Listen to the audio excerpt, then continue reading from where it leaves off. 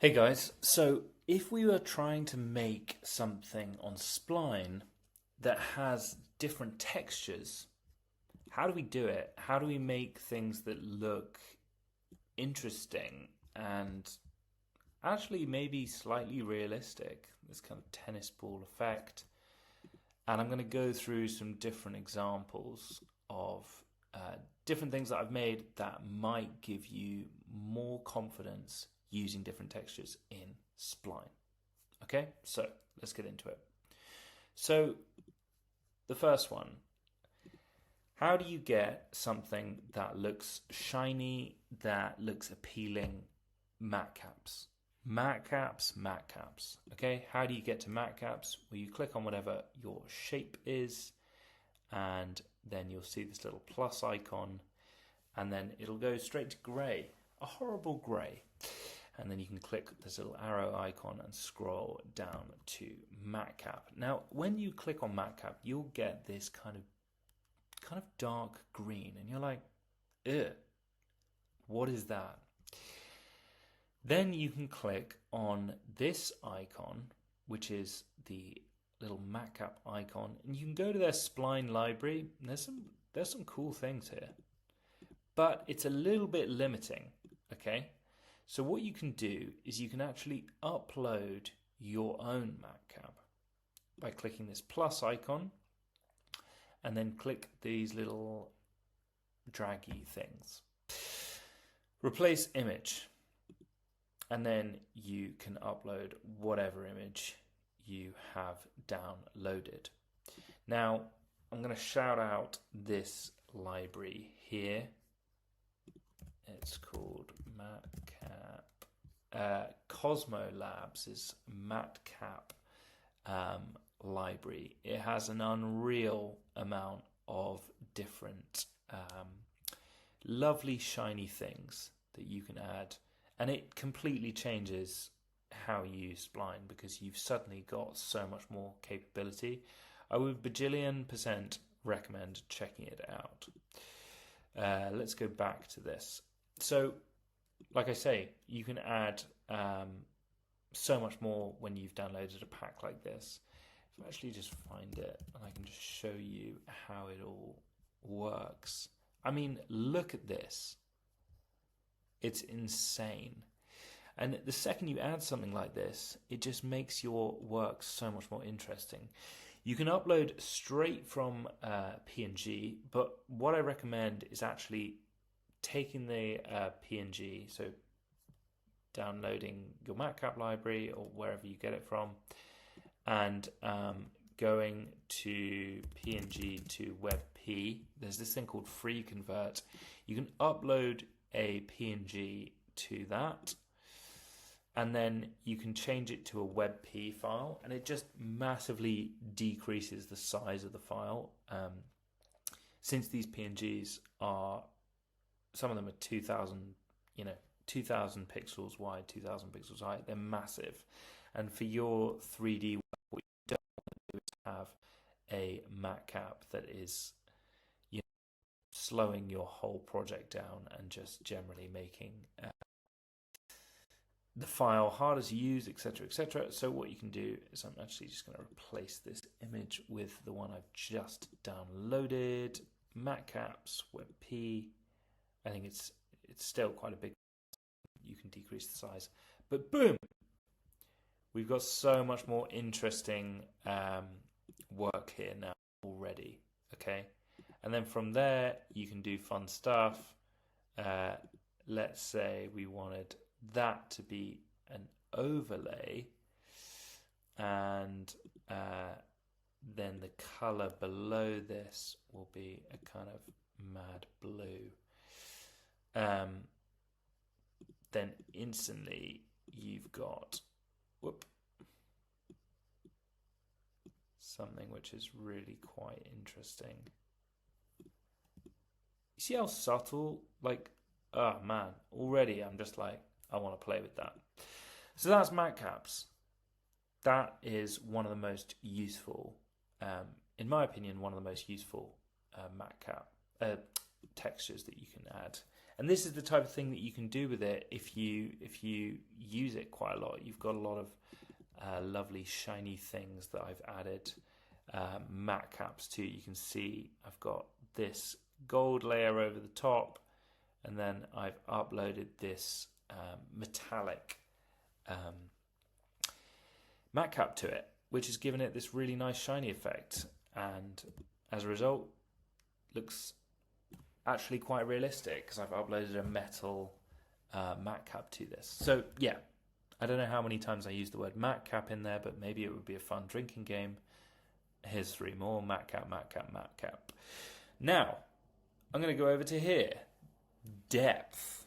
Okay, so the depth layer on here is super handy. What you can do is you can actually change how, it's almost like inner brightness is how I kind of think of it, is you can change how much of the object layers are seen by changing the depth layer. Okay, and this can be super handy if you're trying to make something that looks realistic, because sometimes when you add a Matcap, the whole thing is just like boom, shiny, and actually it looks a lot more realistic if there's kind of depth. I mean, it's the depth layer, but yeah, it completely changes how this looks. So how do you get there? Well, similar to the Matcaps, let's just delete that. And actually, let's just have a color layer so that you can really see how this looks without it. So this is how it looks without it. You've got some ambient shadow.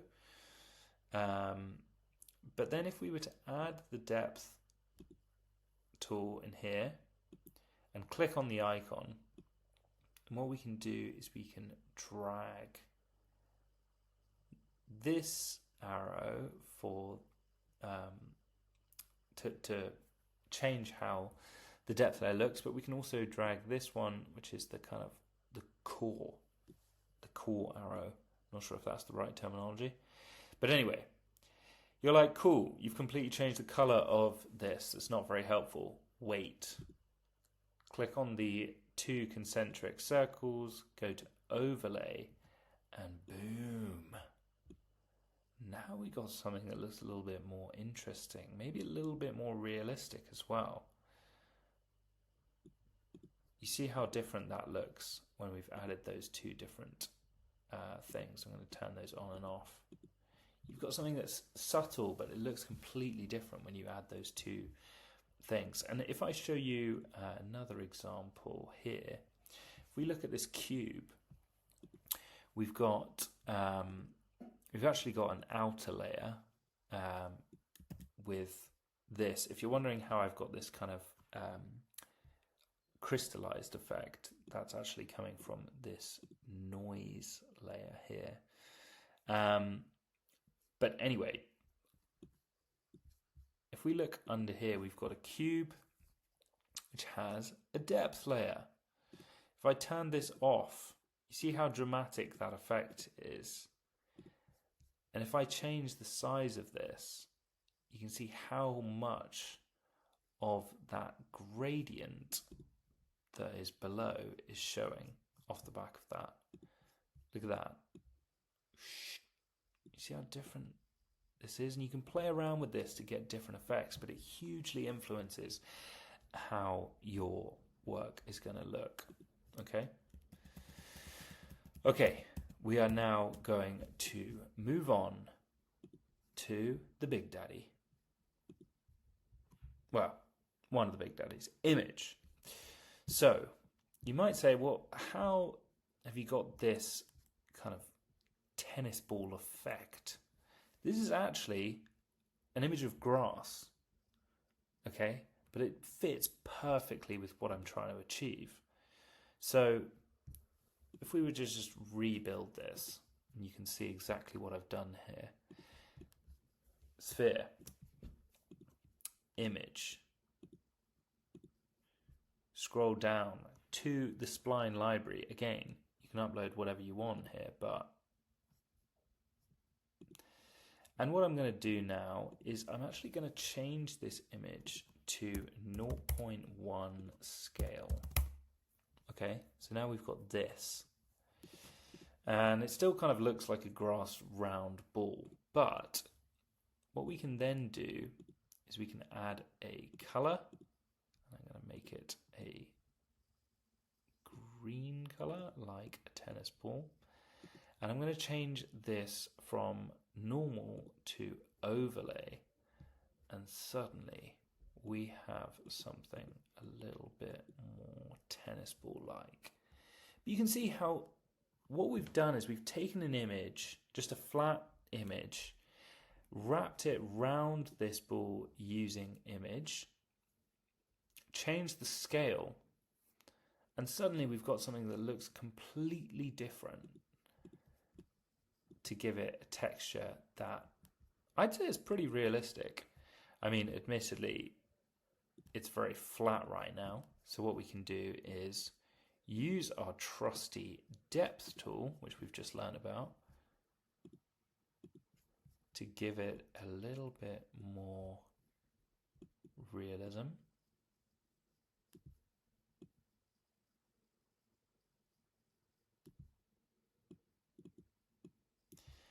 And what I might do as well is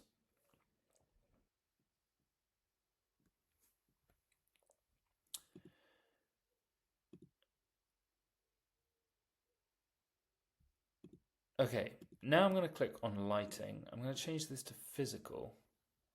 And then I'm going to change the roughness up. Let's make this 1, 1, 1. Now, if I move this up,